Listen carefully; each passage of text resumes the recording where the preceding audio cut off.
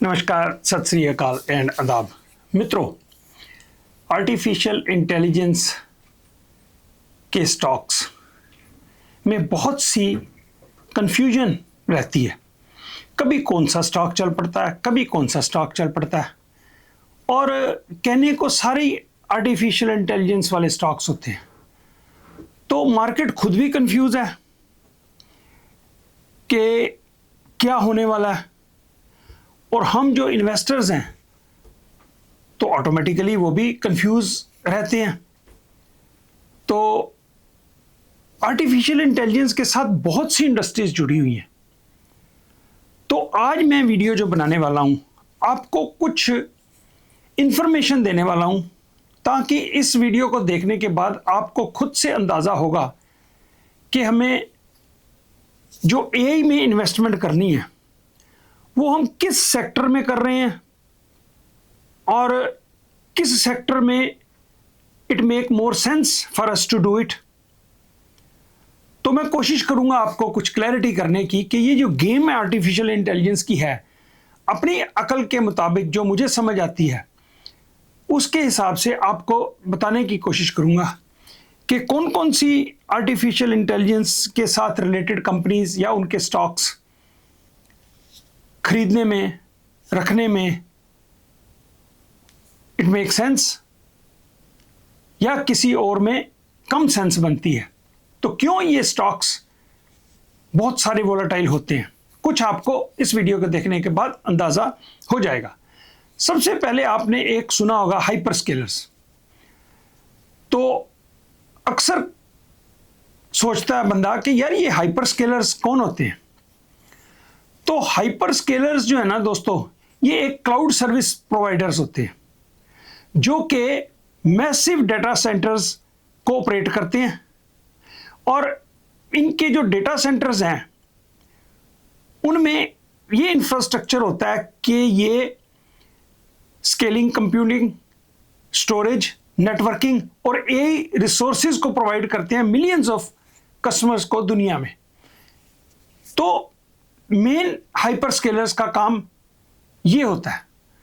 तो आज की डेट में हाइपर स्केलर्स, कौन कौन सी कंपनीज को हम हाइपर स्केलर्स मानते हैं, मोटा मोटा ये समझ लीजिए दोस्तों कि अमेज़न, गूगल, आपका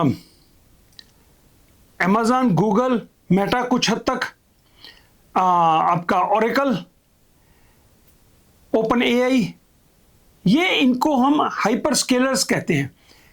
ये हाइपर स्केलर्स जो है ना, ये मनी स्पेंडर हैं। ये पैसा खर्च कर रहे हैं एआई इंफ्रास्ट्रक्चर को डेवलप करने में, डेटा सेंटर्स को डेवलप करने में। तो जितना ये पैसा कमा रहे हैं, जैसे गूगल के रिजल्ट कल आए, आपने देखा होगा, तो गूगल के बहुत अच्छे रिजल्ट आए, अच्छी ग्रोथ। क्लाउड कंप्यूटिंग में तो इनके 84% ग्रोथ ईयर ओवर ईयर हुई। उसके बावजूद भी शेयर इसका बहुत नीचे गिरा आज। आपने सोचते होंगे कि क्यों ये गिरा। तो दोस्तों, रिजल्ट्स में कोई कमी नहीं है, बहुत अच्छी ग्रोथ है, रिजल्ट्स हैं, लेकिन प्रॉब्लम पता कहां पे आ रही है। प्रॉब्लम ये आ रही है कि ये जो कमा रहे हैं उससे बहुत ज्यादा ये इंफ्रास्ट्रक्चर डेवलपमेंट के ऊपर खर्च कर रहे हैं, आर्टिफिशियल इंटेलिजेंस की इंफ्रास्ट्रक्चर के ऊपर खर्च कर रहे हैं उसको डेवलप करने में। अब गूगल का शेयर पहले थोड़ा सा डाउन हुआ, कल इसकी अर्निंग कॉल आई, उसके बाद इसने ये कहा कि 27 में हम अभी तो $200 बिलियन इस साल खर्च कर रहे हैं ये आर्टिफिशियल इंटेलिजेंस के इंफ्रास्ट्रक्चर के ऊपर। अगले साल $300 बिलियन ये खर्च करेंगे 2027 में। माफ करना। तो अच्छा, आप कहोगे यार खर्च कर रहे हैं तो, इन्वेस्ट कर रहे हैं तो रिजल्ट भी तो आएगा। तो ये देखने वाली बात है कि मार्केट इस बारे में श्योर नहीं है कि जितना ये पैसा खर्च कर रहे हैं, क्या उतनी इनको रिटर्न्स भी आएंगी? 300 बिलियन डॉलर एक साल में 27 में ये खर्च करेंगे। अच्छा, अब एक आपको बात पता होगी कि एक तो होता है कंपनी के प्रॉफिट्स, ये अपने प्रॉफिट्स ही हैं इनके, गूगल के। तो जो एक तो होते हैं प्रॉफिट्स के, इतनी सेल हुई, इतना इनका खर्चा हुआ, इतना नेट प्रॉफिट है, अर्निंग पर शेयर आ गई इतनी, ठीक हो गया। अर्निंग पर शेयर भी अच्छी है, प्रॉफिट्स भी अच्छे हैं, सेल्स ग्रोथ भी अच्छी है। प्रॉब्लम कहां पे है? ये शेयर क्यों गिरता है? प्रॉब्लम है पॉजिटिव कैश फ्लो के ऊपर। कैश फ्लो, ये जो हाइपर स्केलर्स हैं इनके प्रॉफिट्स तो हैं, अमेज़न के भी हैं प्रॉफिट्स, ठीक है, लेकिन ये कैश फ्लो नहीं है, इनके पास कैश फ्लो है ही नहीं। कैश फ्लो क्या होता है कि आपके पैसे, जैसे क्वार्टरली रिजल्ट आता है तो 3 महीने के क्वार्टर में कितने पैसे आपके अंदर आए आपके अकाउंट में और कितने बाहर गए, ठीक है ना। अगर जैसे आपकी $10,000 महीने की कमाई है, तो अगर 10,000 बहुत अच्छी जॉब है भाई, अच्छा कमाई है, अमेरिका में $10,000 की जॉब है आपके पास, लेकिन आपके $12,000 के खर्चे हैं, ठीक है। वो खर्चे चाहे आप कार ले रहे हो या आप कोई एजुकेशन पे खर्च कर रहे हो बच्चों की, हालांकि उनके बच्चों की एजुकेशन का जो कल को कमाएंगे वो तो खर्च जो कर रहा है उसका रिजल्ट भी तो आएगा, लेकिन वो तो पता ही नहीं है कि बच्चे अब कब पढ़ेंगे, कब रिजल्ट आएंगे, वो पैसे आपके अकाउंट में आएंगे कि नहीं आएंगे। ये कंफ्यूजन है ना। आप बच्चों के ऊपर खर्च कर देते हो, 10,000 आपकी कमाई है, 12,000 आप खर्च कर रहे हो, तो पॉजिटिव कैश फ्लो नहीं है आपका, आपका नेगेटिव कैश फ्लो है $2,000 हर महीने। 10,000 आ रहे हैं, 12 जा रहे हैं, तो आपके पल्ले तो कुछ नहीं है ना। कहने को 10,000 बहुत अच्छी सैलरी है जी। अच्छा, अगले साल आपकी सैलरी बढ़ के 15,000 हो जाती है, लो जी 50% ग्रोथ हो गई, लेकिन आपके खर्चे 18,000 हो जाते हैं। तो बात तो वही रही, कैश फ्लो तो फिर भी नहीं हुआ, कैश फ्लो तो फिर भी नेगेटिव है। तो ये जो हाइपर स्केलर्स हैं इनका कैश फ्लो नहीं है, ये रिटेन नहीं कर रहे अपना प्रॉफिट, जो भी प्रॉफिट कमा रहे हैं उससे ज्यादा, बल्कि उधार लेके बाजार से डेट इशू करके ये और खर्च कर रहे हैं, पैसा कमाई से भी ज्यादा खर्च कर रहे हैं। तो क्या बना रहे हैं वो डाटा सेंटर्स बना रहे हैं, इंफ्रास्ट्रक्चर के ऊपर खर्च कर रहे हैं एआई का, इस उम्मीद में कि कल को ये बच्चे जिन पे आप खर्च कर रहे हो पैसे वो बड़े होके कमाएंगे, तो कमा के आपके अकाउंट में आएंगे, नहीं पैसे नहीं आएंगे, ये किसी को क्या पता। तो ये इनका हाल है, इसलिए इनके शेयर्स को गिराया जा रहा है। इनके शेयर्स में कोई इंटरेस्ट नहीं है क्योंकि इनके बैलेंस शीट में कैश नहीं है। शेयर होल्डर्स के लिए तो कमाई अभी नहीं ना है, अभी 27 में 28 में 30 तक अब खर्चते रहोगे तो 32 में 33 में जाके इसका रिटर्न आएगा, कितना आएगा हु नोस। तो इसलिए इनको दंडित किया जा रहा है, इनको गिराया जा रहा है। और आप जिन कंपनीज को देख रहे हो ना कि गिर रही हैं, सॉफ्टवेयर की कंपनीज, सबसे बेहतर पॉजिटिव कैश फ्लो उन्हीं का है। सर्विस नाउ, एडोबी, सीआरएम, ये कंपनीज रियल कैश बना रही हैं अपना। तो मैं अभी आगे चल के आपको थोड़ा सा समझाऊंगा कि एआई हाइपरस्केलर्स वो खर्च रहे हैं पैसा, जितना वो पैसा खर्च रहे हैं अपनी कमाई कुछ उधार लेके, जैसे ओपन आई है अभी तो उसकी कमाई है नहीं, लेकिन वो उधार ले लेके इधर उधर से ले लेके इसके ऊपर आर्टिफिशियल इंटेलिजेंस के ऊपर खर्च करते जा रहे हैं। तो जो खर्च कर रहे हैं उसके जो वेंडर्स हैं, जो उसके सप्लायर्स हैं, उस इंफ्रास्ट्रक्चर को डेवलप करने में जो जो चीजें लगनी हैं, चिप्स लगने हैं, ये लगना है, वो लगना है, मैं भी आपको बताता हूं कि कौन कौन सी जो वेंडर्स हैं, जो जो इनको चीजें सप्लायर्स हैं इनको बनाने में, उनके वारे न्यारे हुए पड़े हैं। क्योंकि जो अगर $300 बिलियन गूगल अगले साल 27 में खर्च करने वाला है, वो $300 बिलियन इसी चीजों में तो खर्च करेगा क्या भाई सैनडिस्क तू ले अपने पैसे, आजा भाई माइक्रॉन तू ले अपने पैसे, उनकी तो कमाई धड़ाधड़ हो रही है ना। तो अब हमें ये वीडियो देखने के बाद आपको ये मालूम चलेगा कि कौन कौन से सप्लायर्स हैं। अगर आपने मेरे ग्रुप वाले लोग जो मुझे जानते हैं उनको ये पता होगा कि मैं किसी भी हाइपर स्केलर के ऊपर कोई भी शेयर नहीं मेरे अकाउंट में। हाइपर स्केलर जो खर्च करने वाले हैं, जिनको पैसा मिल रहा है, जो सप्लायर्स हैं, उनमें हम इन्वेस्ट कर रहे हैं क्योंकि उनको कमाई होनी है। इनका आर्टिफिशियल इंटेलिजेंस का जो डाटा सेंटर लगेगा उससे उसकी कमाई होगी या नहीं होगी किसी को नहीं मालूम, कितनी होगी किसी को नहीं पता। लेकिन जो उसमें बिजली लग गई, जो उसमें चिप्स लग गए, जो उसमें चीजें लग गई, पावर प्लांट लग गया, उसने तो अपने पैसे ले जाने हैं ना। तो हम वो जो सप्लायर्स हैं उनके शेयर्स में हम इन्वेस्ट करने में इंटरेस्टेड हैं। तो आपको अभी मैं बताता हूं कि कौन कौन सी कंपनीज क्या क्या सप्लाई करती हैं इनको, डाटा सेंटर्स को, और आगे हम वीडियो को फिर बढ़ाते हैं।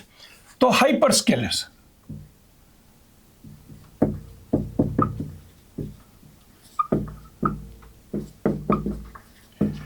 हाइपर स्केलर्स सबसे पहले हाइपर स्केलर्स कौन कौन सी हैं? जैसे आपको बताया मैंने, अमेज़न, माइक्रोसॉफ्ट, गूगल और ओरेकल, ये मेन हाइपर स्केलर्स हैं। ये स्पेंडर्स हैं, ये पैसा खर्च कर रहे हैं। अगर आपने देखा हो माइक्रोसॉफ्ट किस तरह से पिट रहा है, स्पेंडर है। ओरेकल का भाव कहां से कहां आ गया है। गूगल आपने कल देख लिया, इतनी कमाई होने के बावजूद भी इसका भाव ऊपर नहीं जा रहा। अगर ये स्पेंडिंग ना कर रहा होता यही के ऊपर तो अभी तो गूगल का भाव $500 से ऊपर हो चुका होता। सेम सिचुएशन अमेज़न की है, पिछले साल से यहीं पे खड़ा हुआ है जहां था पहले। हालांकि प्रॉफिट्स बढ़ रहे हैं लेकिन कैश फ्लो नहीं है इनका।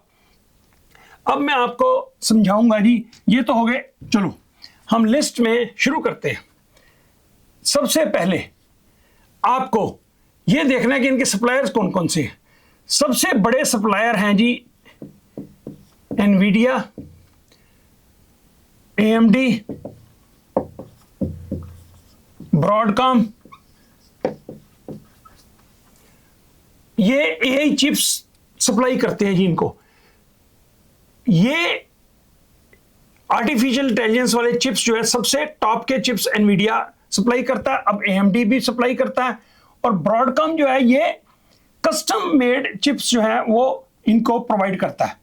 तो ये उनको चिप्स देंगे, उनसे पैसा ले लेते हैं, इनकी जेब में पैसा आ जाता है, इनका कैश फ्लो अच्छा रहता है, इसलिए इनके शेयर भाग रहे हैं। आपने देखा होगा AMD का, ब्रॉडकॉम का, ठीक है। तो इनके शेयर्स, एनवीडिया का ऑलरेडी पिछले कुछ सालों में बहुत भाग चुका है क्योंकि इसने बहुत पैसा इनसे ले चुके हैं ये, ठीक है जी।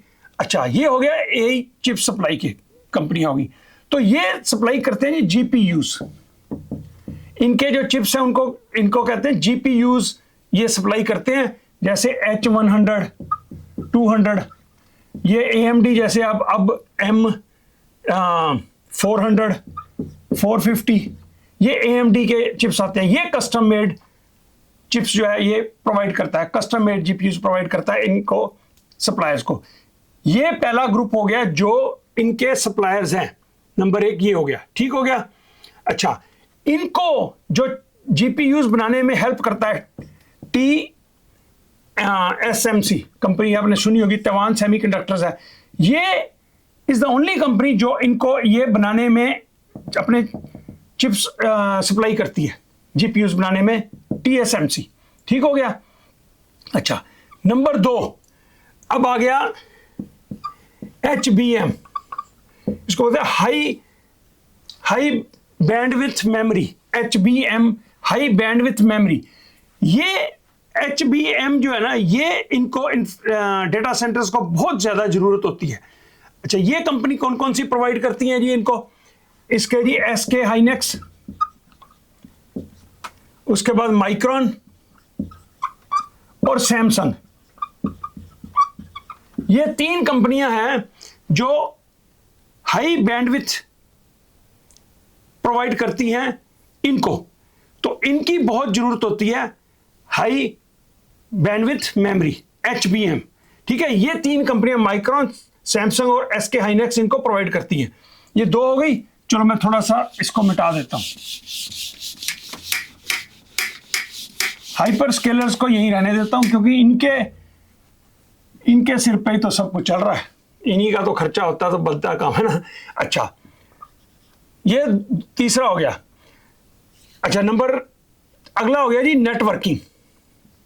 अच्छा, आप कहोगे जी आपने ये जो HBM दिखाया तो मेमोरी जो हाई बैंडविड्थ मेमोरी है, तो उसमें SNDK कहाँ रह गया?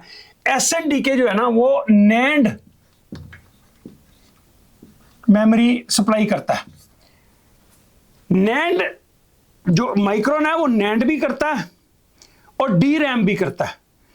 तो नैंड मेमोरी का आप ये समझ लो, ये ऐसी मेमोरी होती है नैंड मेमोरी कि ये पावर ऑफ भी कर दिया जाए सिस्टम, तब भी ये मेमोरी डिस्ट्रॉय नहीं होती।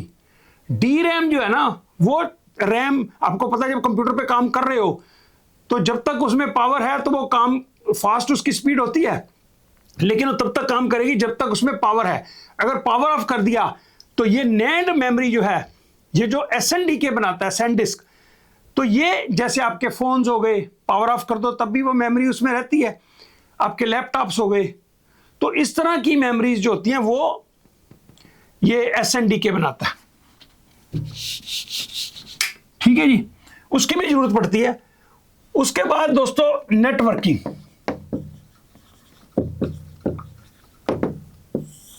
डाटा सेंटर्स को चाहिए होती है नेटवर्किंग। नेटवर्किंग में कौन कौन सी कंपनियां, जैसे ब्रॉडकॉम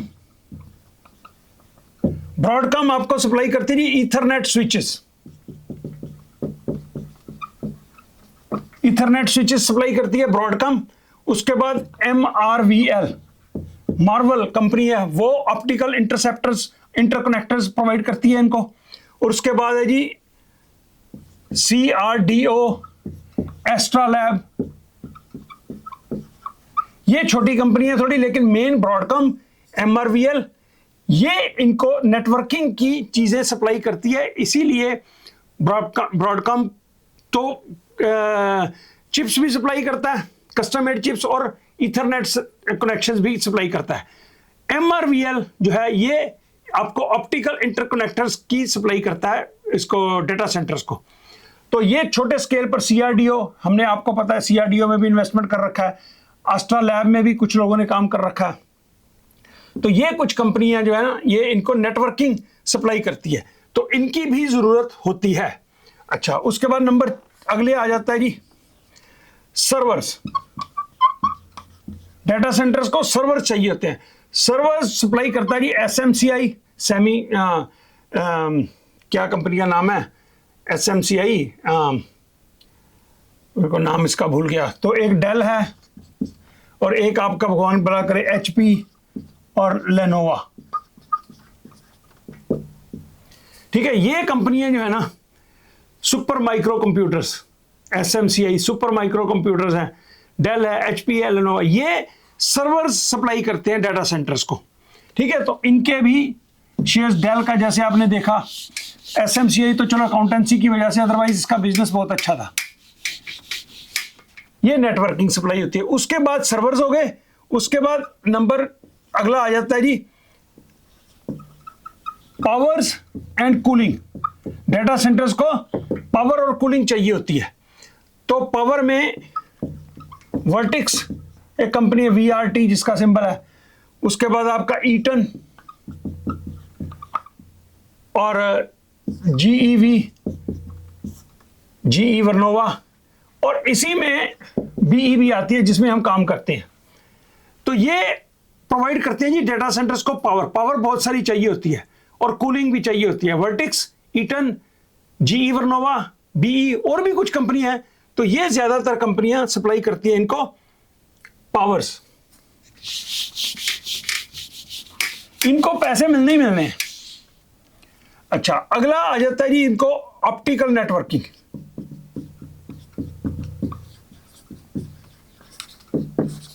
इनको ऑप्टिकल नेटवर्किंग की जरूरत होती है। उसमें ये कंपनियां आ जाती हैं, कोहेरेंट टेक, इसमें भी हम काम करते हैं। लुमेंटम, इसका लाइट सिंबल है, COHR है इसका कोहेरेंट का, ठीक है। और एक फैब्रिनेट है।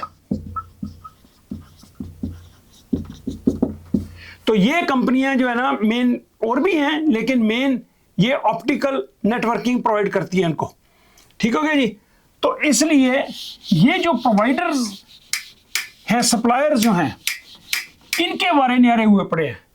इनकी जो डिमांड है, हाइपर स्केलर्स के जो डेटा सेंटर्स हैं उनकी इतनी डिमांड है कि ये जो सप्लायर्स हैं ये ऑलरेडी साल 2-2 साल बुक हो चुके हैं। तो फिर ये अपने मुंह मांगे दाम वसूल कर रहे हैं, इसीलिए इनकी प्रॉफिटेबिलिटी बहुत ज्यादा है। और उनको ये है कि कंपटीशन है आपस में, अमेज़न को कंपटीशन है माइक्रोसॉफ्ट से, उसको गूगल से। अब जैसे गूगल ने 300 बिलियन 2027 के लिए रख दिया, $300 बिलियन। अब अमेज़न कहेगा कि मैं पीछे ना रह जाऊं, वो भी उससे ज्यादा पैसा रखने की कोशिश करेगा, माइक्रोसॉफ्ट भी रखने की कोशिश करेगा। ओरेकल वैसे ही उधार ले लेके बेचारा मर चुका है, लेकिन खर्चा करना पड़ रहा है इसको, इसलिए इसका शेयर नीचे है। तो ये आपस में कंपीट करते हैं कि हम कहीं एआई की गेम में पीछे ना रह जाएं। तो ये जो सप्लायर्स हैं, ये सप्लायर्स की चांदी हुई पड़ी है, इसलिए इनमें इन्वेस्ट करने की बजाय,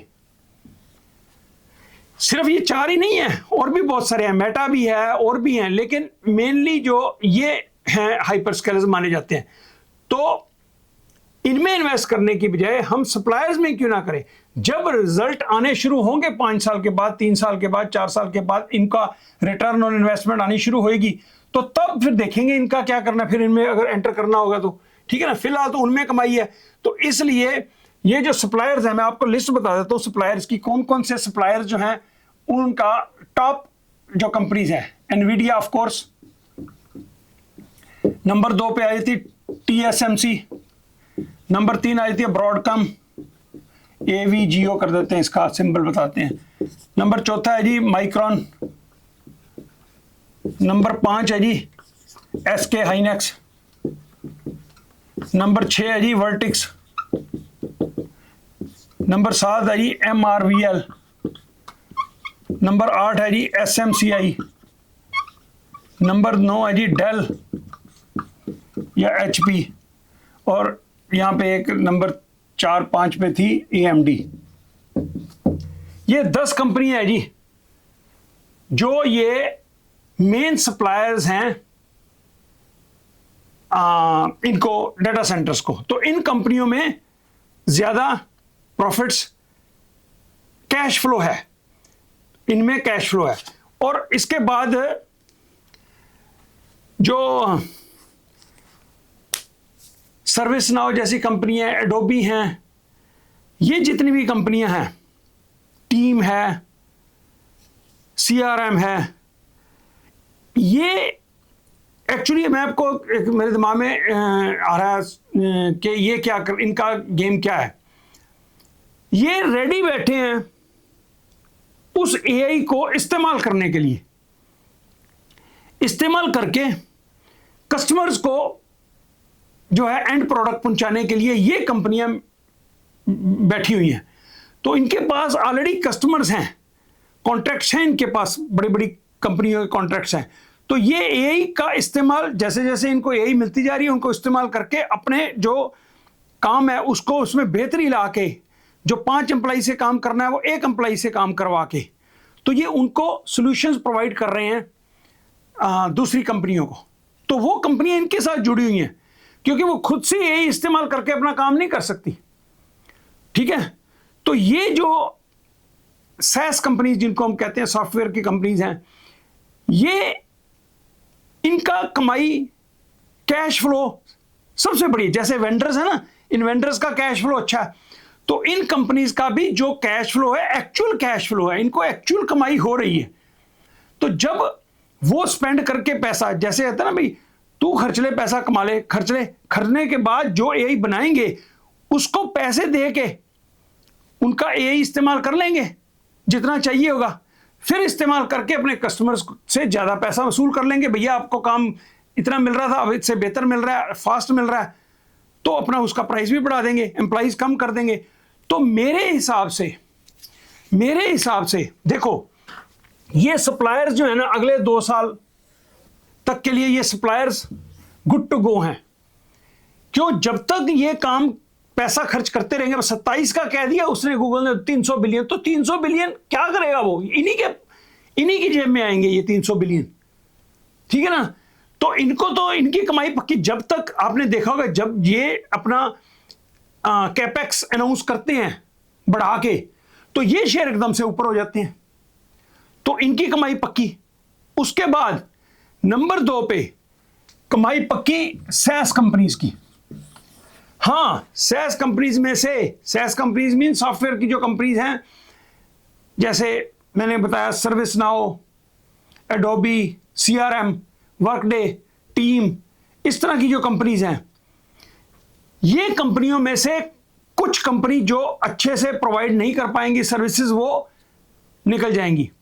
अच्छी मैनेज्ड कंपनीज होंगी, वो पहले से भी बेहतर हो जाएंगी, क्योंकि इनके पास कैश है।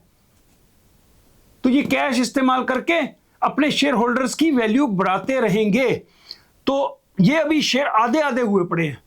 तो मेरे हिसाब से, मेरी सोचने के हिसाब से, फिलहाल इनसे दूर रहो, इनमें बने रहो, कमाओ पैसा, कमा के इनमें लगाते रहो, और 2-3 साल का ये गेम रखो, 4 साल का। उसके बाद फिर जब ये नीचे अभी आ रहे हैं, अभी और नीचे हो सकता आ जाए, हो सकता है इनमें से कोई कंपनी खत्म ही हो जाए।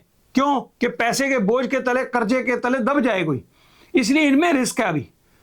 तो जब ये बन जाए, पैसा इनका खर्च हो रहा है, तो जब ये इनमें से कोई विनर बन जाए, अल्टीमेटली अमेज़न वगैरह तो विनर बनेगा ही बनेगा। तो जब अमेज़न अभी और नीचे आ जाए, तो फिर उसमें 2 साल के बाद इनमें इन्वेस्टमेंट करने का वक्त आएगा, फिर इनका काम डाउन हो जाएगा। इनमें से वो लोग रहेंगे जो सर्विस कॉन्ट्रैक्ट्स जिनका हो जाता है, जैसे ऑप्टिकल MRVL है, वो अगर कनेक्टिविटी या इलेक्ट्रिकल सर्विसेज प्रोवाइड करते हैं किसी डाटा सेंटर को, तो वो तो उनका परमानेंटली काम रहेगा कि उनको सर्विस कॉन्ट्रैक्ट जैसे होता है, तो उनको रेजिडुअल इनकम हमेशा आती रहेगी। तो इनका जो ऐसी कंपनियां हैं उनका ठीक है। ये जो माइक्रॉन जैसी कंपनियां हैं या TSMC और ऐसी कंपनी ब्रॉडकॉम, तो इनके काम में 2 साल के बाद गिरावट आनी शुरू हो जाएगी, तो फिर इनका कमाई कम हो जाएगी, इनकी ग्रोथ ऐसी नहीं रहेगी, क्योंकि ये कभी ना कभी तो कहेंगे ना, बस हो गया, जितना खर्च करना था कर दिया। तो इसलिए दोस्तों, इन चीज़ों को ध्यान में रखते हुए आप अपनी इन्वेस्टमेंट के डिसीजंस लीजिए। होप आपको कुछ थोड़ा सा क्लियर हुआ होगा कि मैं भी कोई देखो टेक्निकल एक्सपर्ट तो हूँ नहीं, तो जितना मुझे समझ आता है उस हिसाब से मैंने आपको ये बात समझाने की कोशिश करी। Hope it helps you. ठीक है दोस्तों।